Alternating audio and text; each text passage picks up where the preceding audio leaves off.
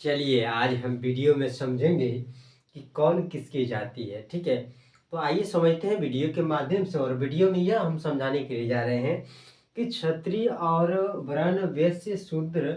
और हम देखिए जब पूजा पाठ इत्यादि वगैरह में करते हैं तो पंडित जी हमको मूर्ख बना के चले जाते हैं, लेकिन हमको अब मूर्ख नहीं बनना है, क्योंकि अगर जान लेंगे तो प्रॉपर तरीके से हम आइए जानते हैं वीडियो के माध्यम से। देखिए कौन किसकी जाति है।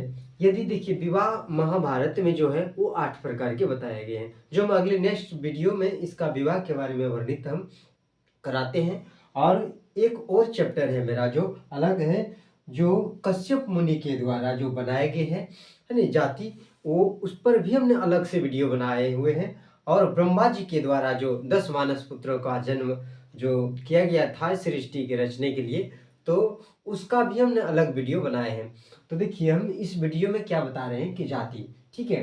तो देखिए यदि उसका पिता, ठीक है, अगर पिता देखिए क्षत्रिय है, ठीक है, पिता अगर क्षत्रिय है, यदि वह लड़की अगर, ठीक है, उसकी माँ अगर ब्राह्मण है, ठीक है, तो उसका जो संतान होगा रथ हाँकने वाला, उसको सूत कहेंगे। ठीक है, तो ठीक है, तो 2 नंबर में आइए समझते हैं। तो 2 नंबर में अगर उसका पिता वैश्य है और माता उसकी ब्राह्मण है, माता क्या है, ब्राह्मण है, तो उसका जो संतान होगा तो उसको हम विदेह कहेंगे, यानी रक्षा करने वाला, जिसे पहरी के रूप में हम उसको समझते हैं। ठीक है, तो यदि पिता उसका क्षत्रिय है और माता उसकी वैश्य है, तो इस प्रकार से उसका जो संतान होगा वो मगध कहलाएगा। क्या कहलाएगा?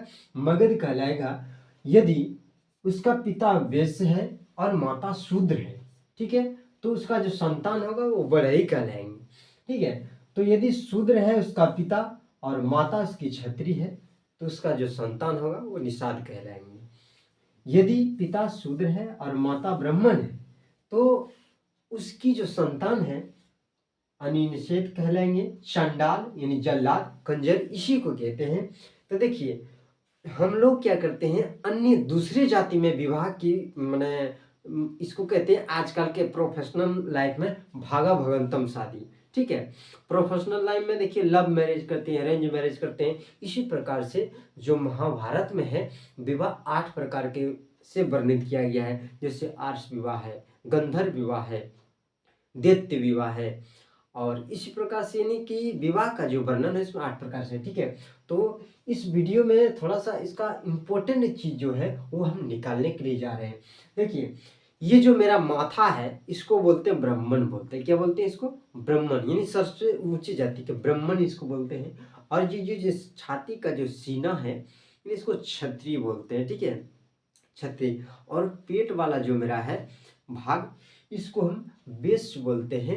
यानी पेट ही एक ऐसा चीज है जो कई सारे काम यानी कि हीनोने और अनगिनोने काम कराने पर मजबूर कर देता है। और पैर वाला जो भाग है इसको हम शूद्र बोलते हैं। ठीक है, तो यही था शूद्र और क्षत्रिय, इस प्रकार से था। तो ब्राह्मण को उचित सृष्टि के ऊपर रखा गया है।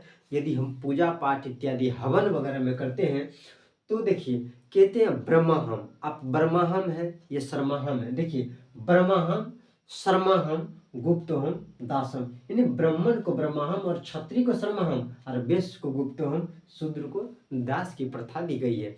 इस प्रकार से देखिए हमारे डॉक्टर भीमराव अंबेडकर ने जाति प्रथा का निवारण करने का उन्होंने काम किया था, लेकिन अभी तक ठीक तरह से नहीं हो पाई है। इस प्रकार से हम भी विचार के चर्चा में लगे हुए हैं कि जाति प्रथा बिल्कुल निवारण होनी चाहिए।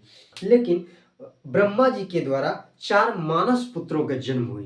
देखिए लीला ये ईश्वर की ही रची रचाई गई है, तो इसलिए हम लोग किस खेत की मूली है भाई।